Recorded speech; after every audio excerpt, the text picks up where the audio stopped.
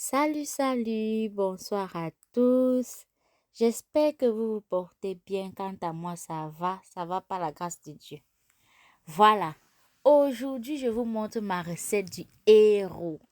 Waouh, le héros, ça fait longtemps que je n'ai plus mangé ce repas. Donc là, j'ai ma viande. C'est deux différentes sortes de viande. D'une part, on a la viande du porc, de l'autre part, on a je pense toujours la viande du porc mais fumée. Donc là, vous avez vu le héros, c'était des feuilles sèches. Donc j'ai commencé d'abord à faire bouillir comme ça là, une bonne quantité. J'ai commencé à faire bouillir. Question de ramollir déjà un peu ces feuilles. Parce que non seulement, même quand les feuilles de coque sont fraîches, c'est c'est dur, c'est extrêmement dur à faire cuire. Et quand c'est encore sec, c'est un autre challenge. Donc, j'essaye comme je peux de bien les cuire parce que je n'aime pas quand le héros et quand les feuilles de coque dans le héros sont dures, c'est difficile à manger en fait et à avaler. Donc, je bout d'abord les feuilles de coque comme ci. Et dans la passoire que vous venez de voir, ce sont les épinards. Donc, pour ceux qui sont en Allemagne, voici le carton de ça. Donc, j'ai acheté le Junge Spinat. Voilà, ce sont les épinards. J'ai pris comme ça là à peu près 750 grammes. Non, à peu près 1000 grammes parce que j'ai pris 2 fois 500 grammes. Donc, 1000 grammes. Donc, comme j'ai dit, j'ai pré-cuit la viande de porc, mais je ne l'ai pas fait totalement cuire parce que j'aurai encore à mettre ça plus tard dans la marmite. Et là, j'ai mon mbunga. Le mbunga, c'est encore ce n'est pas le poisson fumé, mais en tout cas une sorte de poisson fumé. Donc, j'ai bien enlevé les arrêts comme ça et les peaux. Là, je mets mon eau chaude. Je vais mettre de côté pour laisser ça, voilà, se ramollir. Donc, dans une marmite comme celle-ci, je fais revenir mes épinards. Donc là, ce sont mes épinards que j'ai mis dans cette marmite. Vous voyez comment les épinards sortent de l'eau. Donc, il est important de mélanger le héros, de mélanger les feuilles de coque à ce niveau. Parce que l'eau des épinards, c'est là, va encore aider notre coque, nos feuilles de coque à cuire, donc à se ramollir. Et vu que le héros ne doit pas avoir d'eau, donc il faudrait d'abord laisser ces feuilles bien, laisser l'eau bien sécher sur ces feuilles-là. Donc je mélange le tout, mon feu est à grand feu. Donc, j'ai laissé ça à grand feu et je ne ferme pas la marmite. Je ne ferme pas la marmite parce que je veux que l'eau sèche au maximum.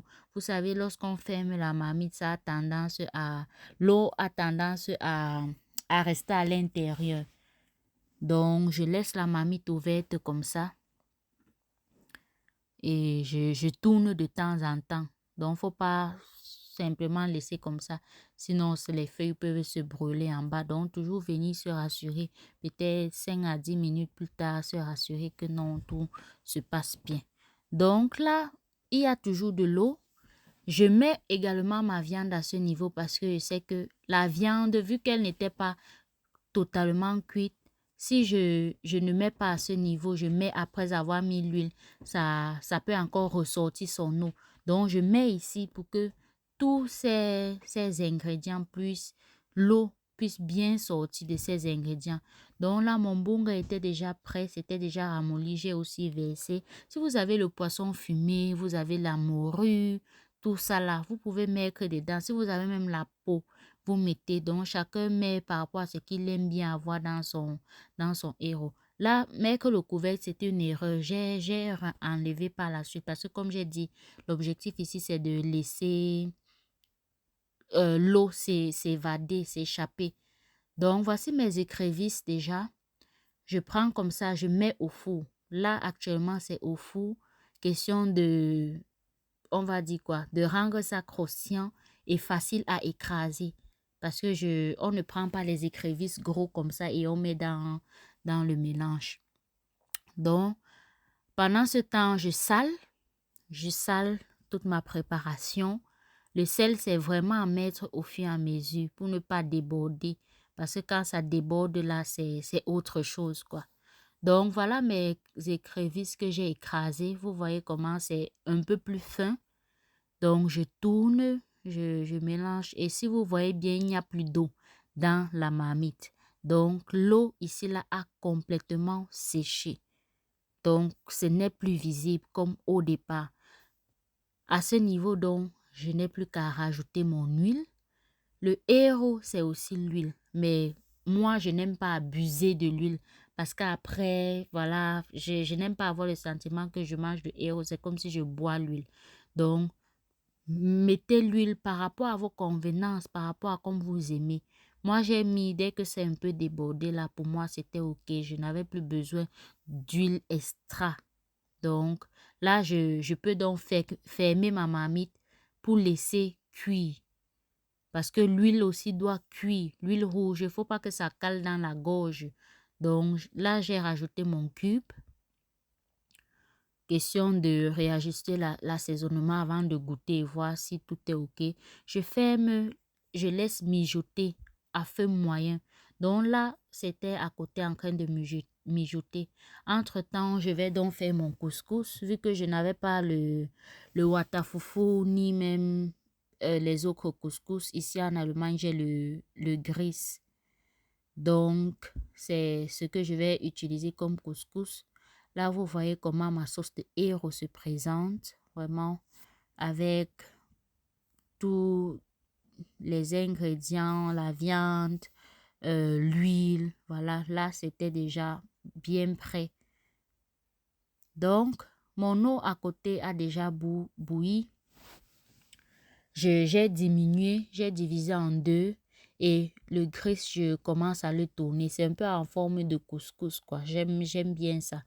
Donc, je commence par mettre une moyenne quantité et je tourne à l'aide d'un fouet. Donc, je vais tourner comme ça jusqu'à obtenir une pâte pas très lourde. Donc, ce sera un peu dense, un peu comme une sorte de bouillie. Vous voyez en tout cas au fur et à mesure comment je fais. Donc, à ce niveau, donc, je vais rajouter. Je vais encore ajouter le gris. Je vais encore ajouter. En fait, le gris, c'est une sorte de semoule. Donc, c'est une sorte de semoule. Par rapport au pays dans lequel vous vous trouvez, vous pourrez acheter la semoule. Donc, à ce niveau, ce n'était plus bon pour le fouet. Donc, je commence à tourner avec une spatule, comme vous l'avez vu. Donc, je tourne bien, je tourne bien. Vous voyez déjà la consistance à peu près. Donc, à ce niveau, j'ajoute de l'eau. J'ajoute de l'eau. L'eau, si elle est chaude, c'est l'eau comme je vous ai dit au départ, j'ai divisé. Et je ferme ma marmite parce que ici, il est question maintenant que le mélange cuise. Donc, 5 minutes plus tard, là, c'est déjà bon. Je reviens, je tourne seulement encore. Mais je veux dire, la semoule, elle est déjà prête. Ce n'est plus... Ça, à ce niveau, ça ne peut plus faire mal au ventre, genre, ça n'a pas cuit ou quoi que ce soit. Là, c'était déjà prêt. Donc là, j'ai commencé à faire mes boules, comme vous voyez, à l'aide d'une tasse comme ça. À l'aide d'un petit plat comme ça, là, j'ai commencé à rouler. Et vous voyez le résultat. Je me suis servi là, le héros. Vous voyez comment c'est à vue d'œil même seulement, ça donne envie. Oh, vraiment. N'hésitez pas à reproduire cette recette. C'était trop bon. Les feuilles de coque n'étaient pas du tout dures. C'était trop bon. Tout était réussi côté assaisonnement. Vraiment, likez cette vidéo. Partagez-la au maximum. Abonnez-vous. Merci à toutes les personnes qui se sont abonnées. Celles qui me soutiennent au quotidien pour que je vous mette toujours les vidéos comme ça. Vraiment, n'hésitez pas à m'écrire en commentaire comment vous l'avez trouvé. Ciao!